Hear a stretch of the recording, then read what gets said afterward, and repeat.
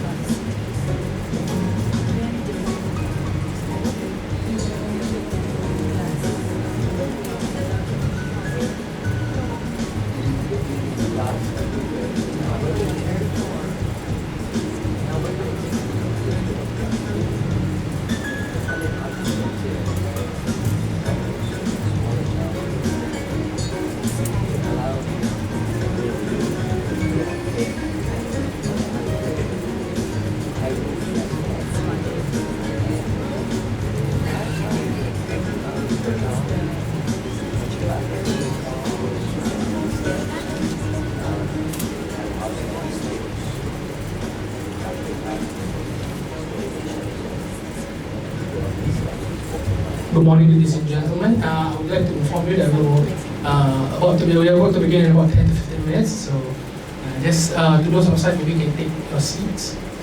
Thank you.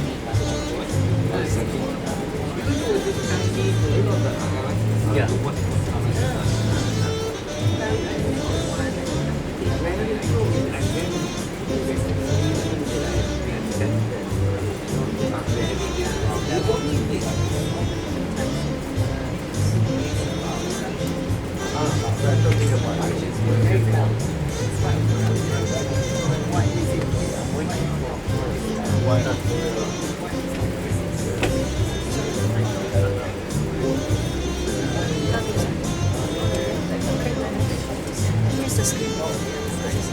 You see that it's missing. screen. Later. You're only going to open when the Prof is going to talk, then only you're going to start. No, I freeze the screen. Huh?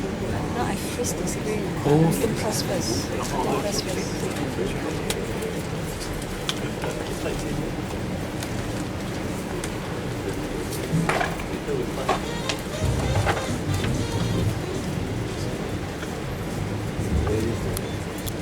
Slideshow again. You can see the slide, Yes, good morning, ladies and gentlemen, and welcome to Zubedy Contact. I'm Aizin, I'll be your MC for today. We have with us here today this morning a constitutional expert, a senior professor at law, emeritus professor Dr. Sami Faruqi.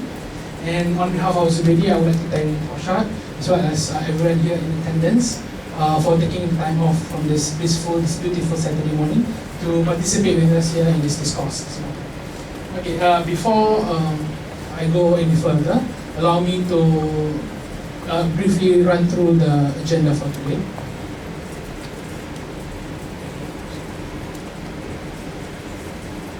Okay, we are going to start with a short speech by Anas Zubedy himself, and Anas will then officially formally introduce our guest of honor today, and Prof. Shad will then begin with his talk, and which will be followed by a moderated dialogue, a Q&A session, and there will be a group study session at the end of the program, as well as some light refreshment in ZTS2. ZTS2 is located to my right across from this very room we are in. Okay, without further ado, I now pass the baton to Anas. The floor is yours, Anas. Thank you, Zubedy. Samjata, peace be with you. Thank you for coming, brothers and sisters. Thank you very much, Prof. Shad, for gracing the day. Just a few things. If you want to tweet this particular session, the hashtag is #bedrock, yeah? As per in the book here, bedrock. In capital letter, bedrock. If you need to use the Wi-Fi here, small letters Zubedy 1 2 3 4 5 6 7. It's very easy, yeah? Zubedy 1 2 3 4 5 6 7. Hashtag bedrock. Yeah, that's what we do. I'll go straight to introducing Prof. Shad. Yeah, Prof. Shad is a senior professor of law at the University of Technology Mara. Okay, keep it brief. Okay, right. So I got a whole page of it, though. Yeah, jump here and there. Okay, distinguished fellow of Institute of Strategic Studies. There's more to it here. Yeah, he has contributed more than 400 articles. He's presented over 200 seminars in all over the world. Yeah, he has been involved in promoting constitutional literacy since 1980s. Acted as consultant for the constitutional documents of the government of Maldives, Fiji, Timor-Leste, Afghanistan, Sudan, and Iraq.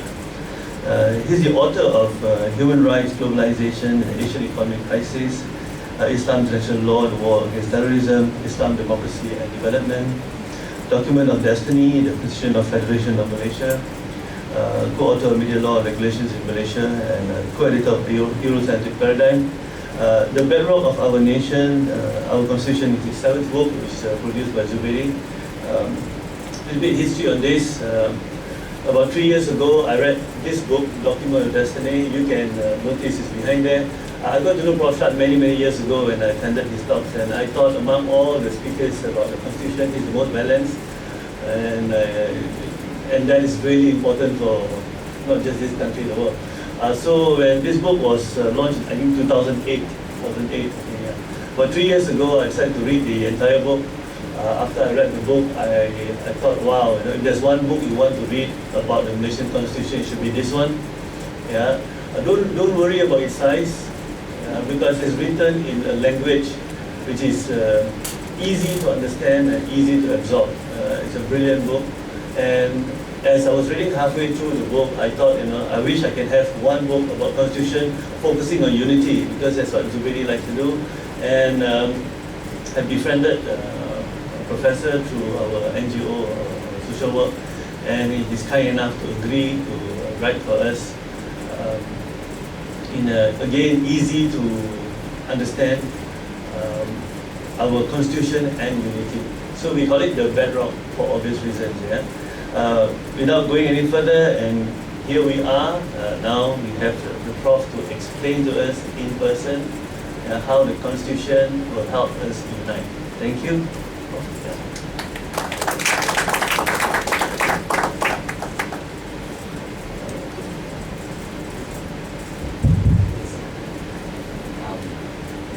Thank you so much, Anas.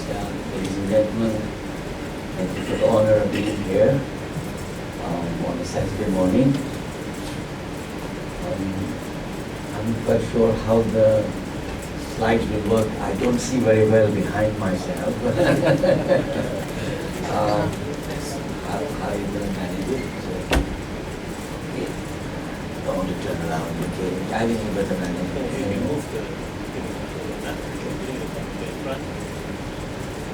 Anyway, we'll come to the slides later on. Let me just begin by saying that in many respects, we are a beautifully diverse, by we I mean the country, a beautifully diverse, many-hued nation in which all of us, the Malays and non-Malays and people of various religions and regions, all of us are like the colors of a rainbow.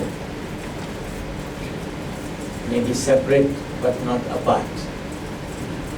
I think for several decades, at least about 4, I would say, after the 90s, Malaysia was regarded by many people abroad as an exemplar of how a diverse, even a divided society could live together in peace. I know that one friend from the American embassy once asked me, he said, how come Malaysians don't kill each other? Well, they kill each other in India, in Pakistan, in Sri Lanka, in southern Philippines, southern Thailand. How come you don't kill each other? And I said, I don't know if there is a simple answer. I think the answer may be that everyone has a stake in the country. Those who built our constitution, our political system, in some respects, they were men and women of exceptional vision. I have said that half in jest, though I really mean it. I think they should have been nominated for the Nobel Peace Prize. Not because they ended a war, but because they created conditions of peace. Peace is not only absence of war. Peace is actually those social, economic, cultural conditions whereby people can live together in harmony.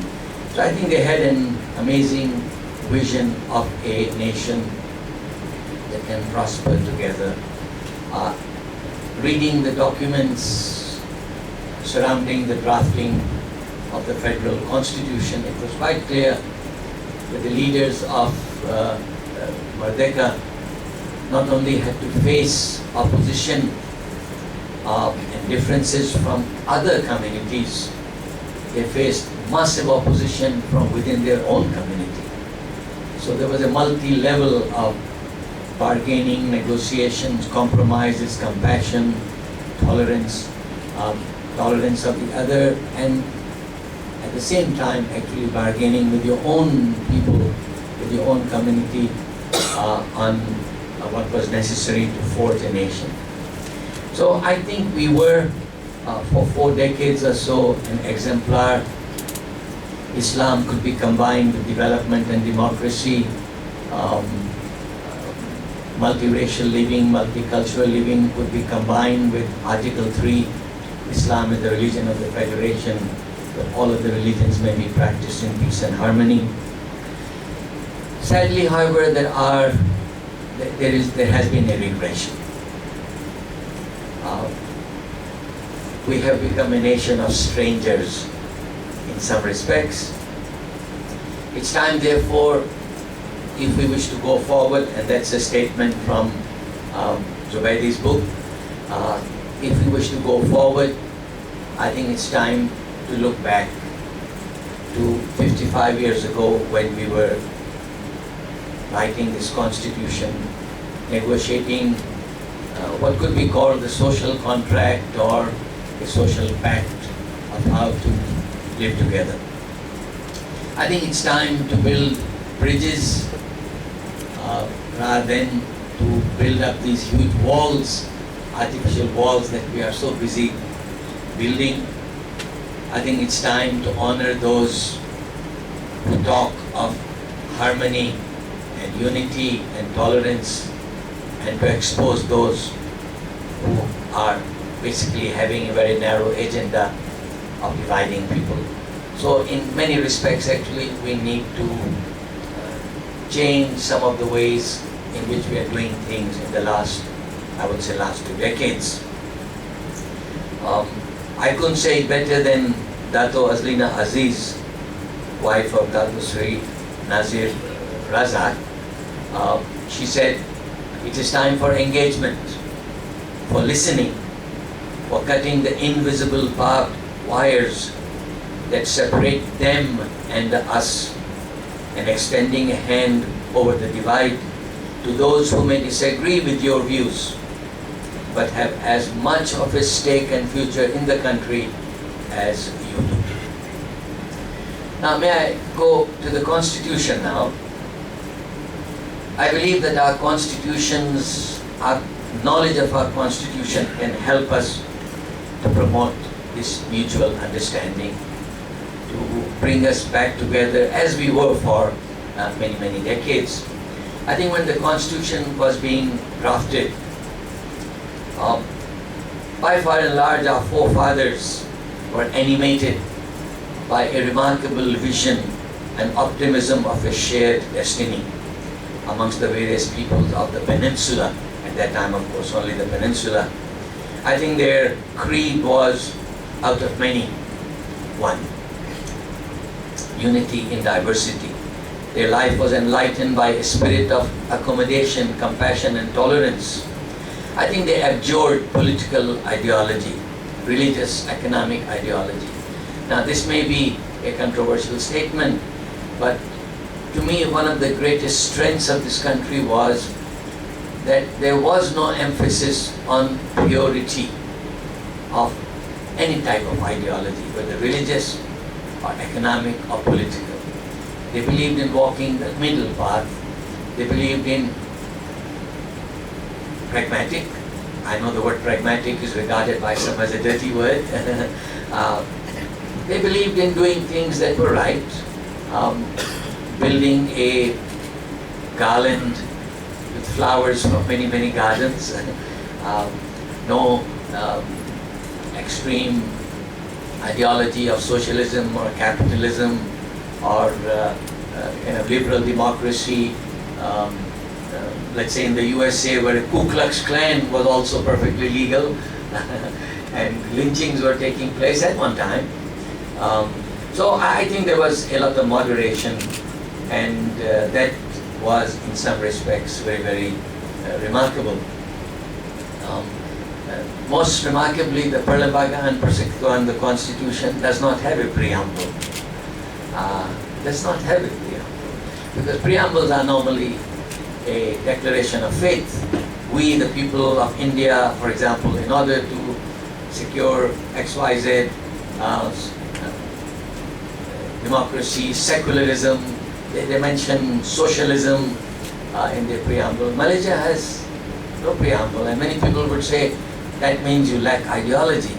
And I remember this issue came up in the 70s. Tun Razak and his coalition were accused by PAS of lacking ideology. They said, yeah, we don't have any rigid ideology, we do what is right. So that was one way of doing things. I think they walked the path of moderation in inter-ethnic, inter-religious relationships. Every community was given a stake in the nation. No group received an absolute monopoly of power or of wealth. Every community received something to relish and to cherish. Pluralism was accepted as a way of life. I know the word pluralism has been denigrated lately, but by pluralism what I mean is acceptance that we have differences of religion, of culture, of languages, of lifestyles, of values. I mean, that's pluralism. And I think unity that was sought was a unity in diversity. Except for a brief period after 1969, when forced a unified culture was sought to be forced. Except for that small period. For example, at one time, Chinese cultural dances and performances were frowned upon. It was very difficult to get a permit for a Chinese lion dance. That was a period after 1969. But I think generally there has been acceptance of a diversity of life. What is most remarkable and unknown is that even in its ethnic provisions, and there are plenty of ethnic provisions in the Constitution, even in its ethnic provisions, the Constitution sought to avoid extreme measures and provided for a balance between the interests of the Bhumiputras and the non-Bhumiputra communities. I'll mention that later on, take for example Malay Reserve Land, Article 89. The Malays, of course, are very attached to their land. Most early societies tended to be that way. There is some value to owning a piece of land. Malays are very attached, has to be accepted. And therefore, and because they were underdeveloped economically, the fear was that their land would be alienated to the others. So the Malays would become landless in their own land. So Malay Reserve Land was put into the Constitution, but the Constitution 89 also says no non-Malay reserve, no non-Malay land will be converted to a Malay reserve. And it also said if a certain area is reserved for Malay reservation, an equivalent area will be opened up for alienation to the non-Malays. I think the spirit was one of accommodation, not of depriving X to give to Y. It was not a case of compulsory appropriation, expropriation, as for example happened in Uganda or in Kenya or in Zimbabwe.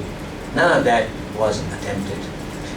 Article 89, Article 153 and many other articles, actually these ethnic provisions, there was a lot of effort actually at walking the middle path. Now, if knowledge and limits of these inter-ethnic covenants or compromises could be improved, and a new political version of, may I call it, constitutional patriotism. I know patriotism is referred to willingness to die for the country or to live for the country. I'm talking of constitutional patriotism, by which I mean an acceptance and appreciation of some of the delicate, beautiful compromises that were arrived at in 1957.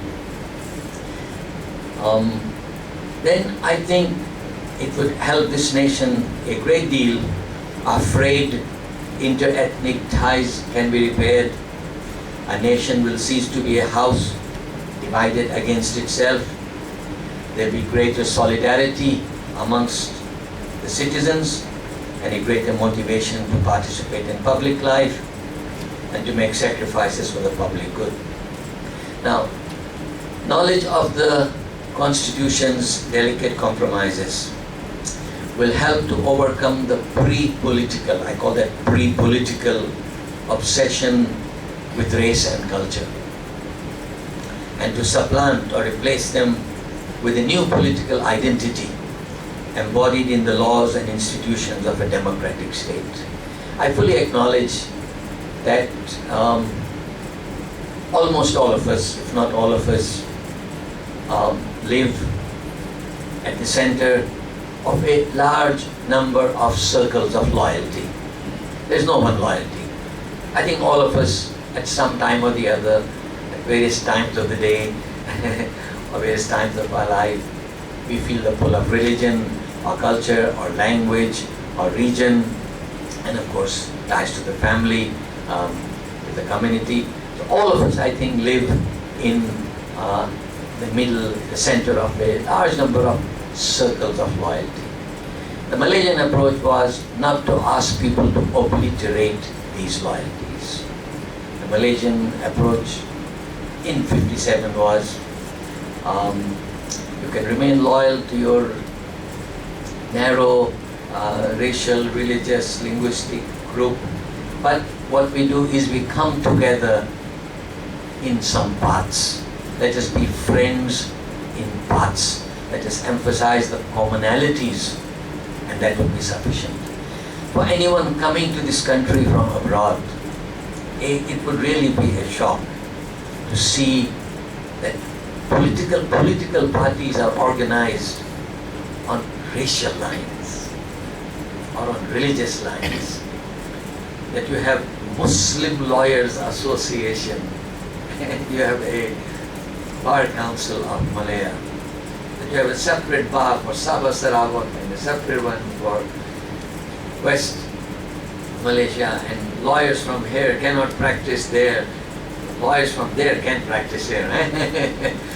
We're a deeply divided country. So to an outsider, that is kind of shocking, really. Every form that you fill, your race, your religion has to be mentioned. Even on a driving license application. So this is quite shocking when you come to the country. But on the other hand, after you live together, live here for some time, and you see the experience of other countries, certainly I've come to the conclusion that racial, religious, linguistic, regional ties cannot be obliterated easily. It is better to recognize them. As I said at the very beginning, like the colors of a rainbow, separate but not apart. So I think that's perhaps one of Malaysia's contribution to communal living for other multicultural, multi-religious, multi-ethnic nations, that we recognize differences, but what we do is we try to come together in some areas where there could be commonalities. Now I'm going to go to the slide. Nation building in a plural and divided society, and these days almost all societies are plural divided, poses special challenges. One way would be to, one ideology is actually the melting pot ideology, whereby we all submerge our differences into one bigger whole, WHOLE, and we are Americans first and everything else afterwards. So that's the melting pot. The other alternative is, in Thailand and Indonesia, I think there is some emphasis on that. So Rudy Hartono, I always thought Rudy Hartono was, it's a nice Indonesian name, beautiful name. Later on I found out that actually he's a person of Chinese extract. But in Indonesia the policy is not to encourage different names. The policy is a melting pot. In Thailand, many other countries it's like that. Anyway, that's one way of doing things. The other way is a mosaic or a rainbow. This involves the recognition that the law cannot by force extinguish the special regard that most people or many people have for the religion, race, region, culture. I remember about Poland, when His Holiness the Pope was from Poland at one time. I think Pope Paul was it. Poland was at that time under communism, and of course religion is not encouraged by communism. They have all sorts of words. It's the opium of the people. So it was not officially sanctioned. Religion was not officially sanctioned. But when His Holiness the Pope arrived in Poland, the crowds that went out to just watch him were incredible. The communist leaders had to pay to get people out to to attend their meetings or to appear at state-sanctioned functions. And here was a frail old man coming back to his, I'm sorry, I do not know whether in Poland they call it fatherland or motherland. He's coming back to his land, and millions of people were just pouring out just to have a glimpse of the Pope. I think religion, though suppressed, did not die. Those feelings were there. So I think that's one indication that some instincts in us, you can drive them underground, but you can't suppress them. So perhaps this mosaic approach is wise, that efforts to promote a national identity should involve the recognition that unity cannot mean sameness. Unity has to be a unity in diversity. So we can all be friends, but only in spots. And I think this is obvious even in your own home, with your spouse, with your children. You can't agree on everything. So if in your own home you can't have one same ideology, whether political, economic, or values, surely at the national level too you have to acknowledge. So I think that's what the Malaysian leaders did. Political parties, businesses, cultural associations were allowed to be organized on ethnic lines. Don't get me wrong, if I were writing a constitution, if I were building a society, which of course I won't be, I would not necessarily follow these lines. But I'm trying to understand why Malaysia is the way it is, and what are the possible advantages or disadvantages. Vernacular schools were allowed. Malaysia began its tryst with destiny looking like the rainbow. Barring a short period in '69, where there was forced integration, I think by far and large we have allowed diversity to flourish, and I think some success has indeed been achieved. I notice with pleasure that we scored fairly well on the World Peace Index, being ranked 19 out of 153 states evaluated. Now, I fully acknowledge many of these World Peace Index or Development Index or Democracy Index, they are flawed. Many of them are not reliable. They are made by people who often, for example, the way the universities are being evaluated on the Times Higher Education Index, the criterion are primarily Western. They are self-serving also. And for example, on the university index, how do you measure intangibles?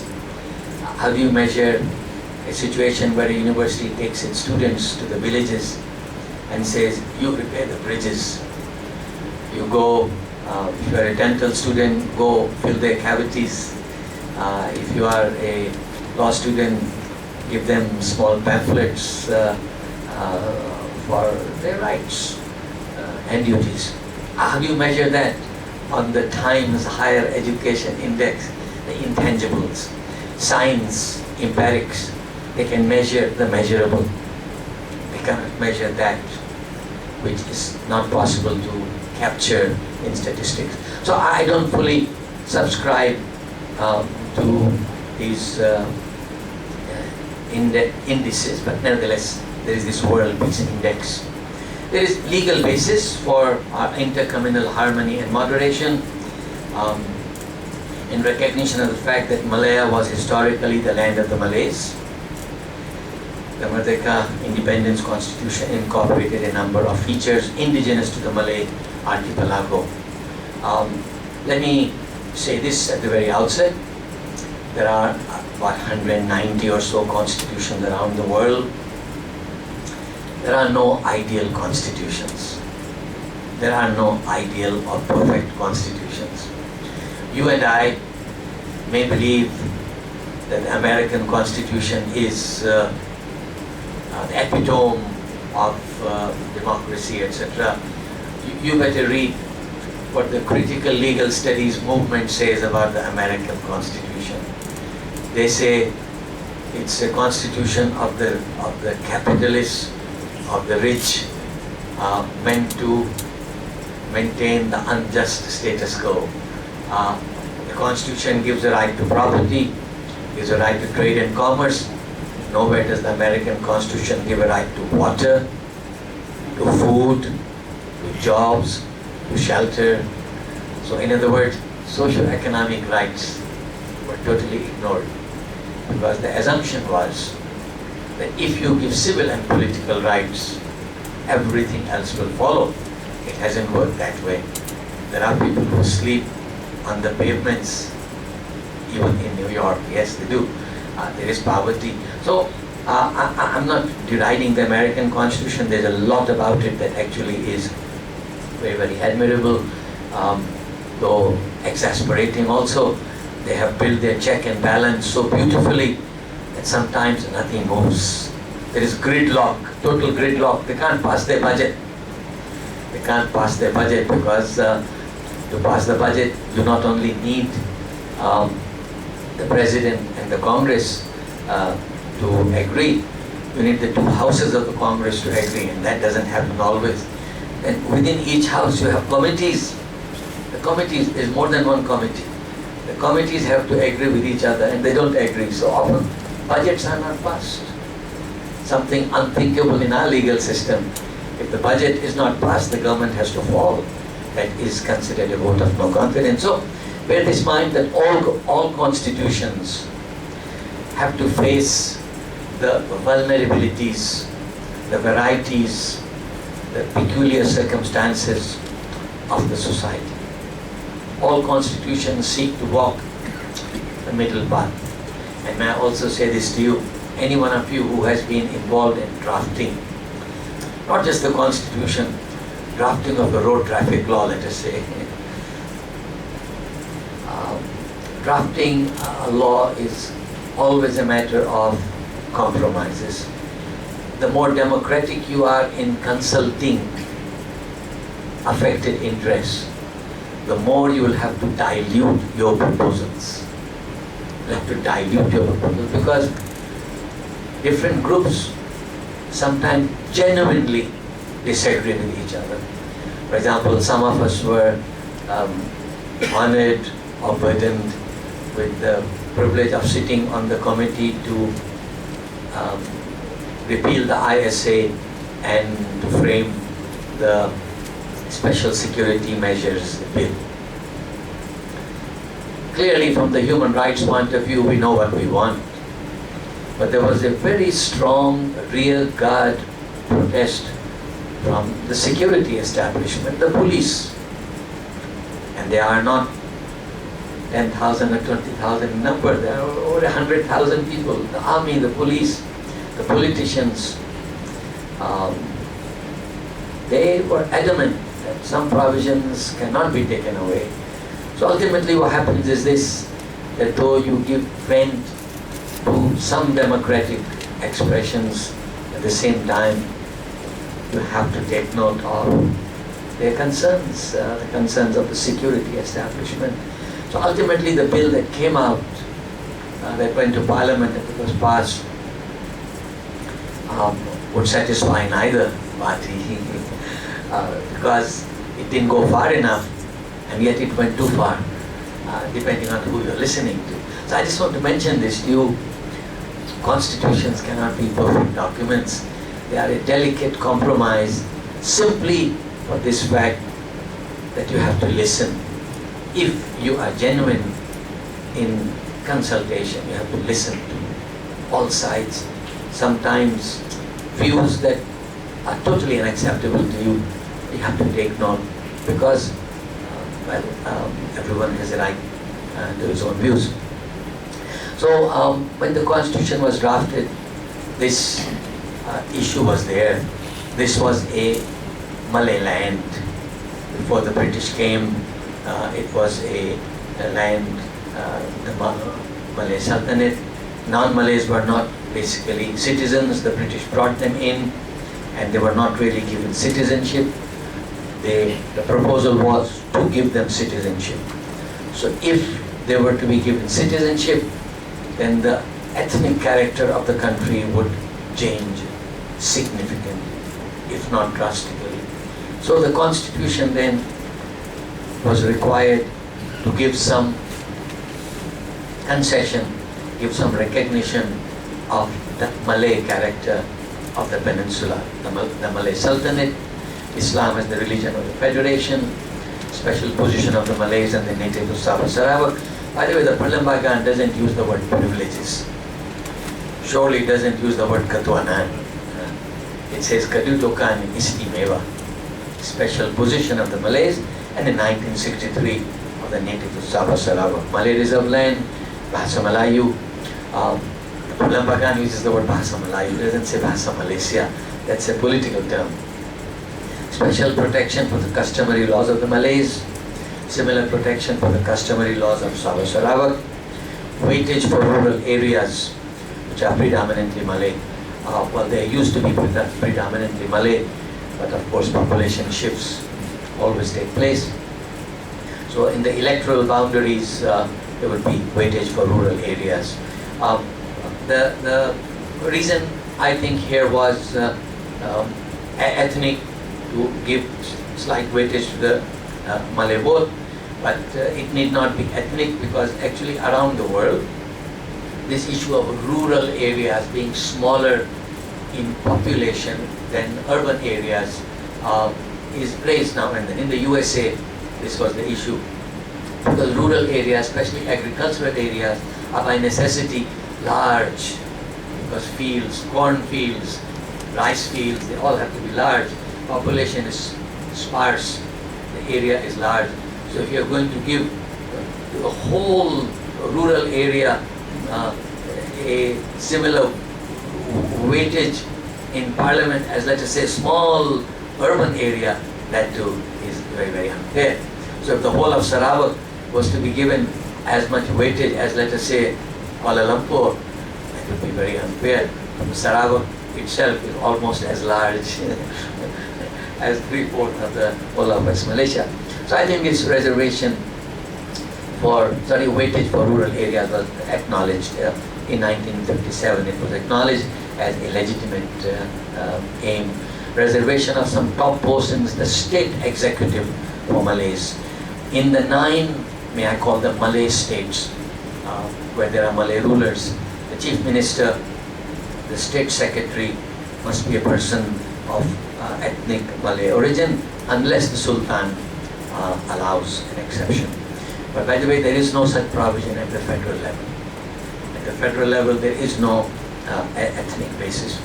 Legal restriction on preaching of other faiths to Muslims. Now this is very, very controversial. Let me say this to you, that in many, many other lands, this is a problem. In India, there is violence. There is murder, mayhem actually, over this issue. Missionary activity, the evangelists of all creeds, and I have to quickly qualify. Some religions are not evangelical. I don't mean to be impolite, but I haven't heard Hindus and Sikhs go out to try to convert others. Basically, the most vigorous in this area are Christians and Muslims. And everywhere in the world, there is a problem of competition, intense competition for the hearts and minds. It leads to violence in many places. In India, for example, because of the structure of traditional Indian Hindu society, the caste system, the Sudras, actually the Sudras is a nice word. The earlier word was untouchables. So they were untouchables. The Christian missionaries would go there and say, God loves you. Jesus loves you. All along they were told, you are dirty. Before you enter a room, you must announce, so that people can protect themselves against the pollution of your presence. And now someone comes and says, Jesus loves you. village, the whole village would convert in one go. They would convert. Next day, the top caste people, the high caste people would come and slaughter everyone, because that kind of affront of converting a whole village to another religion was unacceptable. So I'm saying this to you that this is an explosive issue. I don't know where the right answer lies.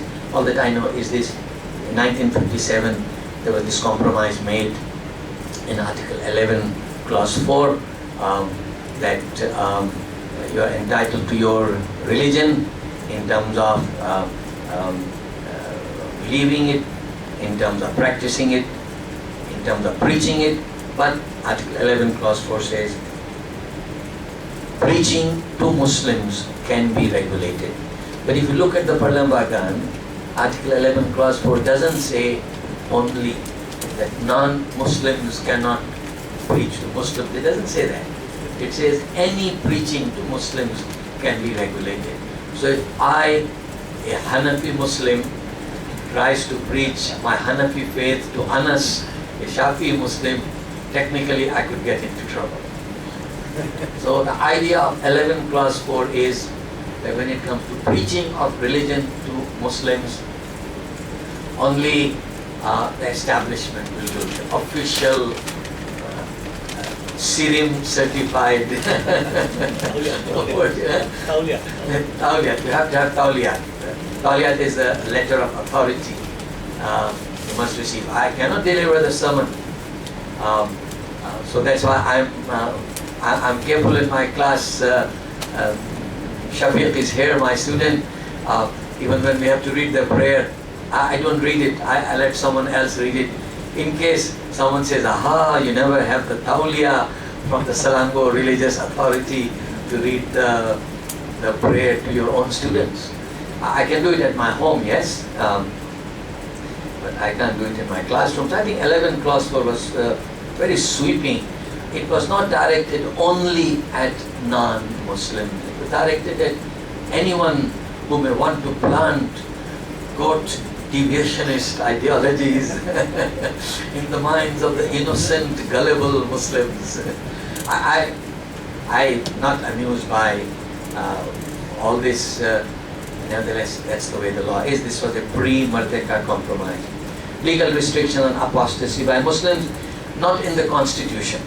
The Constitution doesn't say anything about apostasy, but a number of state laws forbid apostasy. And how do they do it? How do they do it constitutionally? They do it constitutionally like this. The Federal Constitution in Schedule 9, List 2, Paragraph 1 says that state assemblies may pass a law to punish Muslims for offenses against the precepts of Islam. So, abandoning your religion would be an offense against the precepts of Islam, and therefore the states punish. On that point, I'm digressing from the Constitution, but I'm very tempted to say this. That's the problem of law teachers. We get carried away. I have to say this: whether apostasy is against the precepts of Islam, I don't think there is any doubt about that. It is. There are, I think, 8 to 10 verses in the Al-Quran. Clearly it says it is the greatest of sins. You will burn in the fires of hell, etc. But whether apostates must be punished criminally, or whether it is a sin, not a crime, on that Muslim scholars are deeply divided. My personal reading, though of course I don't have the tawliya to make an interpretation, please don't report me, don't report me to anyone. My personal interpretation is it is a sin, the greatest of sins, but it is not a criminal offense. But state after state has criminalized it. Now, who is to challenge? If a constitutional law teacher like me challenges, they will say, you are not even a Shafi, you shut up. If Anas were to do it, they will say, aha, you are not a good Muslim. So we are constrained. The atmosphere is such that there is a massive monopoly. Actually, my understanding of the religion was that Islam does not have a priestly aristocracy. That anyone who struggles and securing knowledge is also part not only of ibadah but part of jihad. Jihad, the struggle. Anyone who struggles with his ignorance and secures knowledge, obtains knowledge, actually he's allowed. He's allowed to speak about it, but not around here. You have to have the credentials of that letter before you can give. And by the way, in many states, if you challenge a fatwa, that's a criminal offense. Criminal offense. You can be, it's criminalized actually. So, I better not say anything more about this, just to point out to you that apostasy is an offense in some states. But, in all fairness, the states are divided. In some states like Negri Sembilan, you can apply, a Muslim can apply to leave the religion. Then there'll be a procedure. At one time it was 90 days, now it's I think 120 days. They would investigate, they would try to rehabilitate him. But after that, they are authorized to issue the certificate. In some states, what they do is, the moment someone applies to become an apostate, they say, insulting Islam, they arrest him for insulting Islam. So that's the end of the matter. That's what happened to Kamaria, famous case. She said, I'm no more a Muslim. On that statement itself, they arrested her for insulting Islam. A group of other states, you can apply, one can apply, but what they do is, they just keep the file as it is. They don't act on it. NFA, no further action. So the people then live in a twilight zone, neither here nor there. Okay, may I please move on? The Malay Muslim features are balanced by other provisions suitable for a multiracial society. For example, citizenship is granted on non-ethnic, non-religious basis. I've been to many other countries, and their constitutions basically require an ethnic or religious element. Part 2 of our constitution has no such element. Some of you may not know, I apologize if I'm making that assumption, but this is something I myself did not know, that actually between 1963 to 1965, Malays had become a minority in the land of Malaya. Because in 1957, because of the non-ethnic, non-religious provision for citizenship and the rule of jus soli, citizen because you are born in the soil, because of jus soli, a very large number of non-Malays, non-Muslims were given citizenship. But it was majority Malay, slight majority, and very large non-Muslim minority. But when Sabah Sarawak, Singapore came in 1963, that shifted the balance in favor of the non-Malays. I say that, that's not my personal opinion, it's in the law reports. It's in the law reports. Kelantan challenged Sabah Sarawak coming in, and one of the grounds of challenge is that you are changing drastically the character of the federation from a Malay federation into a non-Malay federation. But they lost the case because the court said Parliament is authorized to amend the constitution to change Malaya to Malaysia. No, I think citizenship is on a non-ethnic basis. Electoral process is non-ethnic, non-religious. Race and religion are irrelevant in the operation of the electoral process. Chapter on fundamental rights, articles 5 to 13 is basically available for all. Article 5, personal liberty.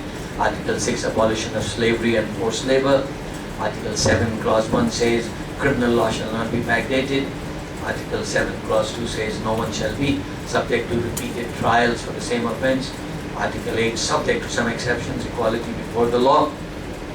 And may I say this to you, in this country, equality is normally regarded as Malay, non-Malay, Islam, non-Islam. Actually, Article 8 is a beautiful, generic, broad article that can be employed for a whole range of things. For example, if the law gives to you an absolute power, whether you are the Home Minister or the Immigration Officer or whoever, Land Office, absolute power, I can go to the court and say all absolute powers are a violation of the promise of equality before the law and equal protection of the law. Because if you have absolute power, you can treat like as unlike and unlike as alike. That is a violation of equality before the law. In India, tender exercises, tender for building, can be challenged on India's Article 14, equality before the law, because it's not your money. When you give a tender, you are using taxpayers' money. As such, you must treat all applicants with fairness, non-discrimination. Equality is a fantastic article, actually. I know this is getting a little bit technical. In many laws, there is an ouster clause. So decision of the minister is final, conclusive, cannot be challenged in a court of law. For example, Printing Presses Publications Act. Minister gives the permit, imposes a condition, cannot be challenged. I'm sure if the constitutional jurisprudence was more evolved, more developed, it would challenge that. So Article 8 is equality, Article 9 is freedom of movement, Article 10 is speech, assembly, association, 11 is religion, 12 is rights in respect of education, 13 is right to property. And by the way, many other parts of the Constitution, many other parts, give fundamental rights. For example, Article 14 to 29 is citizenship. Article 135 is rights of civil servants to a fair hearing. Then there is pension. Article 151 is rights of preventive detainees. So the Constitution is enriched in many other articles with human rights. At the federal level, membership of the judiciary, cabinet of ministers, parliament, federal public services, special commissions are open to all, irrespective of race or religion. Question is often asked, can the Prime Minister be a non-Muslim, non-Malay? Answer has to be, why not? In the Parliament, the answer has to be, why not? I will not be surprised if the next election or the election after, somebody from Sabah Sarawak may lay a claim. Don't forget, Sabah Sarawak have 56 seats in the Dewan Raya. There may be a situation where we have a hung parliament, a parliament where no clear group has a majority. Sabah Sarawak then would be the kingmakers. They would say, well, you want our support? There is a price for it. The price is, in India, the Prime Minister is a Sikh. Hindus are 80% of the population, Muslims are 10% of the population, Sikhs are, I think, about 4 or 5%, something like that, less than 5. Sikh Prime Minister, and a very good one too, very good one. He's been quite successful in uplifting the Indian economy. I won't be surprised if there is this price to be paid for support of Sabah Sarawak for forming a government. I'm of course not trying to incite the Sabah Sarawakians to make this demand, but well, 56 seats. Education is free at the primary and secondary level, open to all. Malaysia approximates very well the ideals of international human rights documents on primary and secondary education. University education is subjected to strict quotas, I acknowledge that. To safeguard the special position of the Malays, however, to open up educational opportunities for non-Malays. Private schools, colleges, universities are allowed. Foreign education is available. Some of you may say, so what? What's the big deal? It is a big deal. Actually, in some countries, you can't travel abroad. In some countries, you can't send your kids abroad because you are spending local money abroad. You have to get permission in India at one time, during the time of socialism, Congress Party socialism, before the present Prime Minister. If you want to send your kid to study abroad, you have to get permission of the Reserve Bank of India, the Bank Nagara. And they will give you permission only if your child is going to get educated in some approved fields which are not available in India. import and export, sending money abroad. It's not allowed in many countries, whereas here actually the rules were quite open. So foreign education is allowed, government scholarships are given to many, PTPTN is given to non-Malays. I fully acknowledge that this is an area where a large discontent has developed over the proportions allocated. The discontent has developed not because of the Perlembagaan, but because of the administration of Article 153. Article 153 says quotas and reservations. It doesn't prescribe the quota, reservations. Problem is that civil servants have overzealously imposed quotas and reservations, which obviously are not equitable in many areas. Even during a state of emergency under Article 150, some rights like citizenship, religion, language are protected by Article 150 Clause 6A against easy repeal. Even during an emergency, you can't prevent Muslims from going for Hajj, or Christians or Hindus or Buddhists from going abroad for the Hajj, because emergency cannot be used to restrict citizenship. You can't expel the non-Malays even during an emergency. You can't restrict religion or language, any language, not just Malay language. Spirit of give and take between the races, regions, religions, especially applicable to Sabah Sarawak. I know Sabah Sarawak have some legitimate complaints, but the Perlembagaan gave them a really special position, much like Kashmir has in Indian Federation. There are many other countries where actually such provisions exist. Lebanon, Cyprus, there are special provisions for regions or for communities. Even where the law confers special privileges on the Malays, there is concomitant protection for the non-Malays. For example, though Islam is the religion of the Federation, Malaysia is not an Islamic state. I know I'll be subject to condemnation by some on this point, but that's okay. It's already been done. Malaysia is not an Islamic state. To me, an Islamic state would have to mean that the Sharia is the highest law of the land. As long as Article 4, Clause 1 says, this constitution is the supreme law of the Federation, and any law passed after Merdeka Day, which is inconsistent with its shall, to the extent that inconsistency be void, it's difficult to declare Malaysia to be an Islamic state.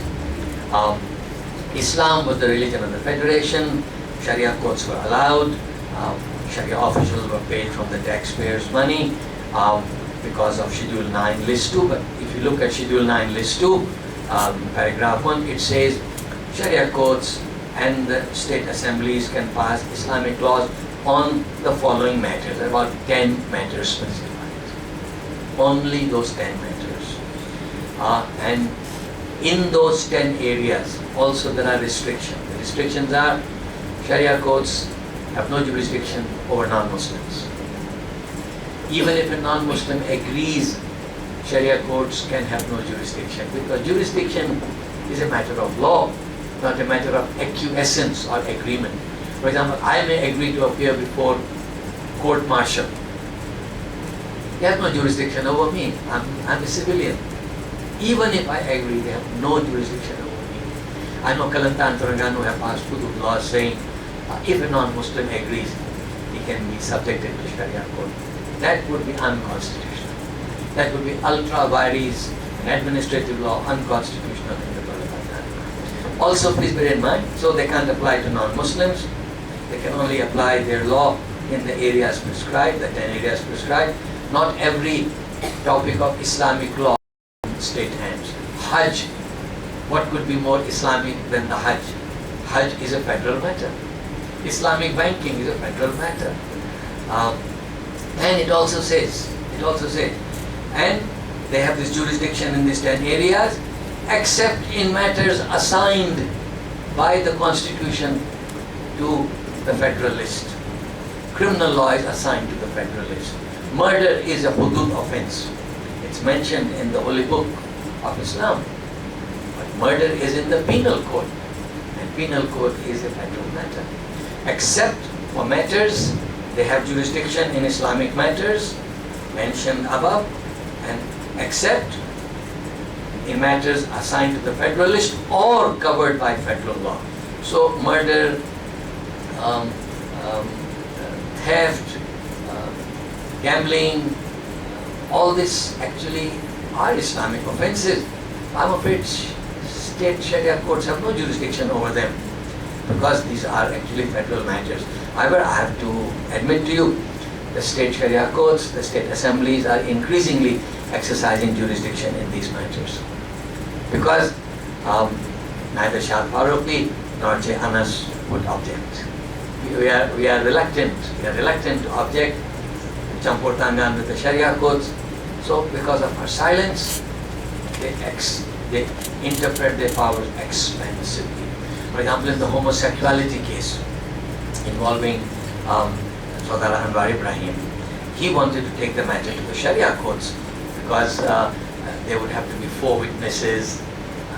You don't commit homosexuality with 4 witnesses. So he would have had a better chance of acquittal.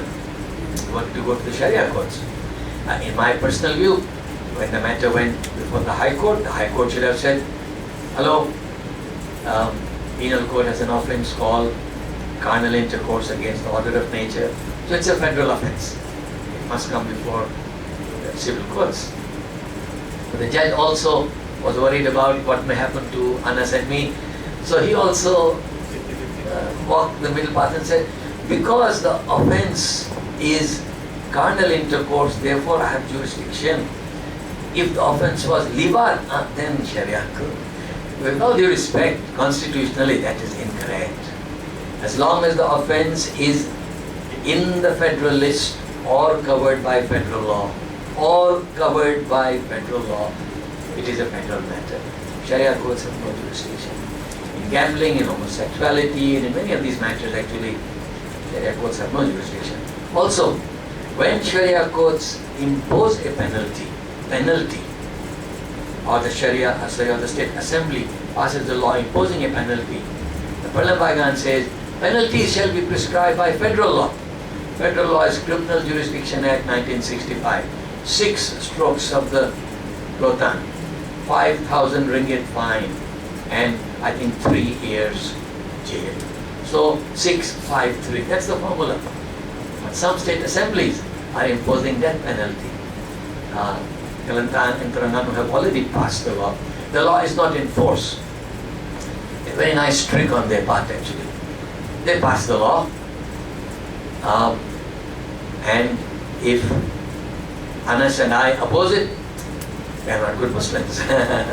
So whoever opposes, they can say, look, we have done our duty. It's these bad fellows, they are not good Muslims, they are opposing it. No judge wants to handle the case. No Muslim judge wants to handle the case.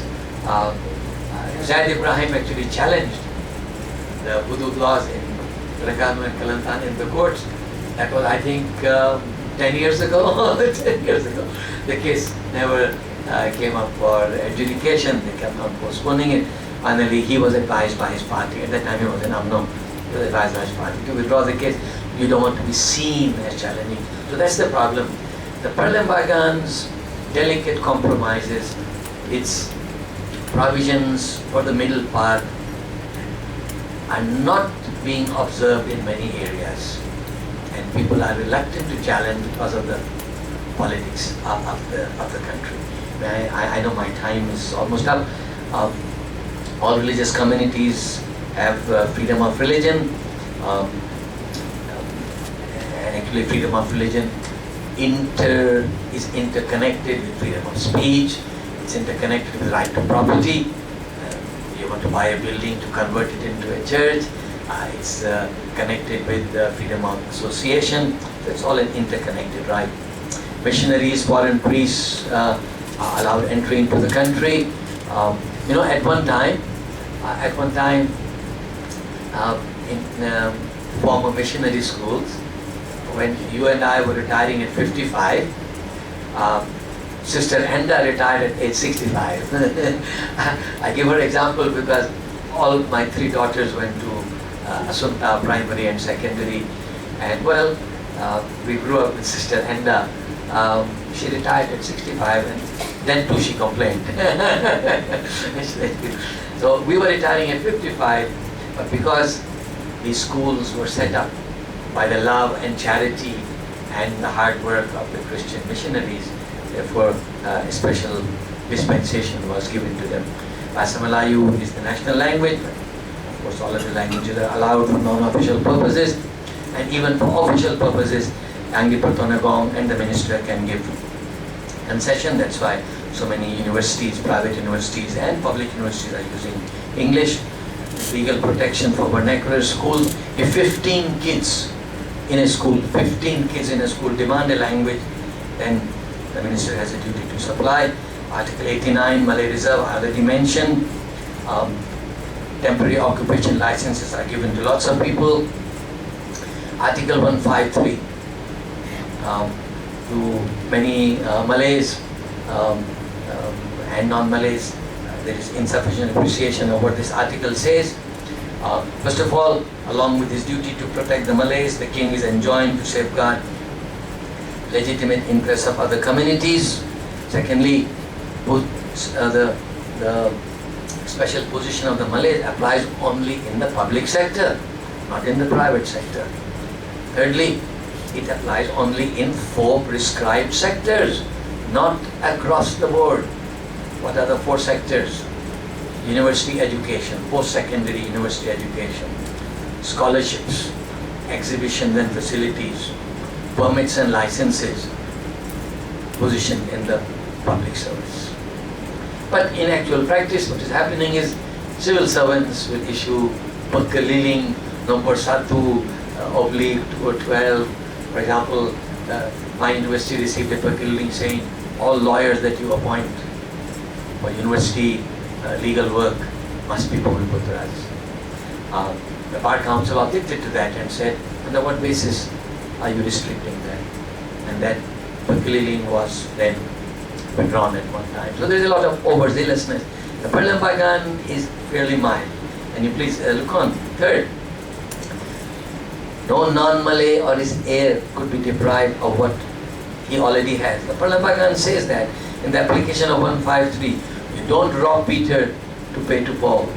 No business or profession can be exclusively assigned to any race. It says that in 153. Fifth, Article 153 does not override Article 136, something no one knows. 136 is about civil service. It says, in the service of the Federation, there shall be no discrimination on grounds of race. The existentialist reality is very different. 136 says very clearly, in the service of the Federation, there shall be no discrimination on grounds of race. But of course, this causes problems. There is 153 which says that in the public service, you can have reservations and quotas, such reasonable proportion as the young Diputanagong deems necessary. 136 says, no discrimination. I don't have to interpret it. Tun Sufyan, our former Lord President, a distinguished Malay, a distinguished judge, a wonderful man, he interpreted it. He said, at entry point, Article 153 applies. Reservation and quotas can be imposed at entry point.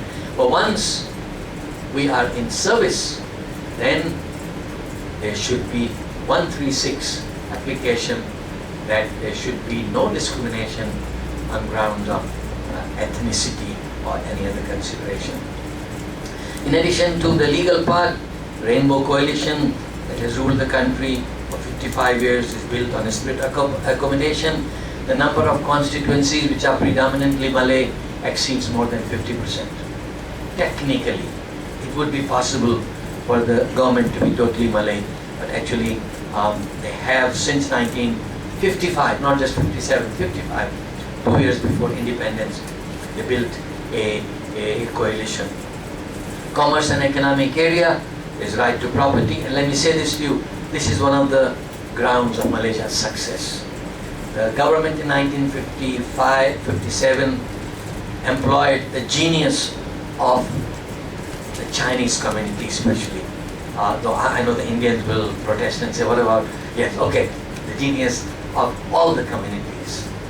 The professional ability of the Indian lawyers and doctors and the commercial acumen of the Chinese community. It was employed actually to develop the economy. And I would say this to you, Malaysia used the economy successfully. Economy was used to unite the people. You give people a stake in the country, they don't want the country to burn. So while the Malays dominated the civil service, Chinese dominated commerce, and it achieved two purposes. Number one, it developed our economy. Number two, it gave to people a stake in the country. So in general, economic opportunities give to everyone a stake in the country. Culturally, we are a harmonious mosaic. For example, despite the prohibitions for Muslims to do these things, non-Muslims are not forbidden to take alcohol, to have gambling permits, to rear pigs, dress in their own permissive ways of the West. I pass by every morning from Taman Sapute to Shah Alam. First of all, I pass by Guinness Stout, then I pass by Carlsberg. I've done that for the last 40 years, and I think that's good. It's good that even though I'm not allowed to take alcohol, those who want to take alcohol, please drink, but don't drive. Don't drink and drive. So I think that's the tolerance. By the way, I'm told, and I was really amazed to hear that, Malaysia has the biggest pig farms in this whole region. I don't think Muslims want to hear that. We have the largest number of pig farms in the whole region. Okay, that's tolerance. Well, there are lots of dark clouds. My time is up. I won't go into that. We all know that there are, extremism has become mainstream, and tolerance actually is fringe. If you are of this type, Zubedy type, you are not loyal to your race. You are not loyal to your religion. In fact, someone may even say traitor. So those who speak in strident tones, those who build walls, not bridges, they are the ones who get interviews, they are the ones who get publicity. Those actually who walk the middle path, the moderation, compassion, tolerance, they are neither rewarded in their jobs or rewarded in other ways, and I think we have to change that. I think those of us who believe that Malaysia has a winning formula, I think we do have. I think we need to speak up. I'm fortified in what I'm saying by the analogy that in the desert, a sand dune often grows around a small blade of grass. It's a small blade of grass, it collects a little bit of sand, and as the wind blows, a little bit of sand becomes more sand, and a sand dune grows. So I think those of us who believe that things are not entirely right, we need to go back if we have to have a future of tolerance, of unity, the way we had in '57.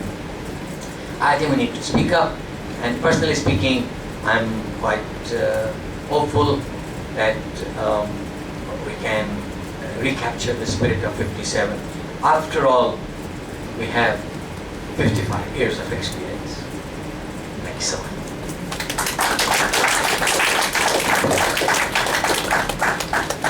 Thank you, Prof. Shah. I've always loved to hear Prof. Shah's talking, giving a speech. And those of us who have attended, some of the Prof. Shah has a way to tell us what we already know in a more compelling way, and I really love that.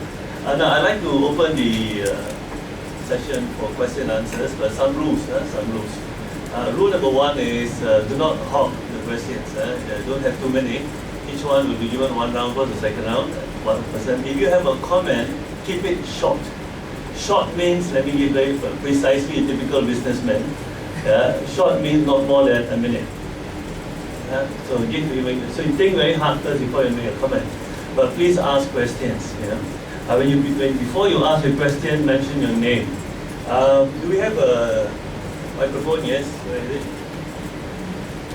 it? There. All right. Yeah. Someone you can either stand there and ask question. If you want a microphone, just put up your hand. We will pass you the microphone. You stand there. Mention your name first. Thank you. Good morning and Assalamualaikum. I'm Zuhaira. I'm very grateful that this event has been organized, because as a Malaysian, I've never really read the Constitution, and there's so much being thrown in the newspaper and the media about it, and you come from a place of ignorance. My question is, how do you change the constitution? What is the process of changing the constitution? Thank you. Okay, we'll take a few questions first and then the answer. Process of changing constitution. Next question, anyone? Yeah. Yes, please.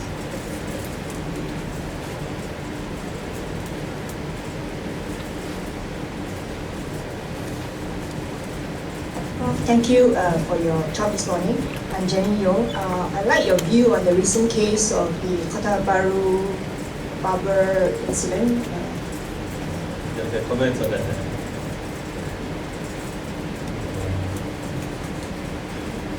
You don't mess with a girl with your hair, so you better. Yes. I think the challenge that we face right now is actually because of the introduction of materialism on the internet, which is against the constitutional values. For example, many are not aware, for example, the equality, the quotas in education. Because of the advent of the internet, we are facing the view that quotas is against equality. And because of that, it is against the constitutional, a lot of constitutional values are, those who believe in the constitutional value must speak more on this. That's why I think this is a good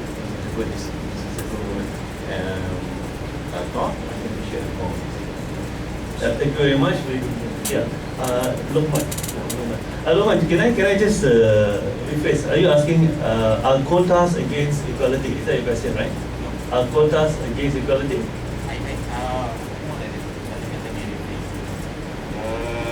The challenge of those who believe in constitutional values, the challenge who believe in constitutional values, the introduction or the exposure of the masses on internet of values of other constitutions or either other idealism. And there has not been a lot of explanation on this, and that is why our country is running on the different train on both sides. All right. Thank you very much. Thank you, Hera. Question about how the constitution can be amended. There is actually no uniform process worldwide, but almost everywhere, constitutions are open to amendment because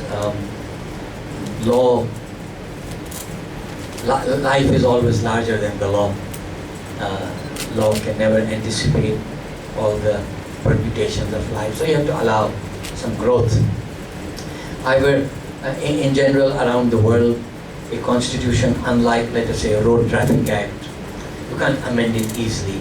Normally, two types of procedures are imposed. One is you have to have a special majority. It won't be enough to have 50% plus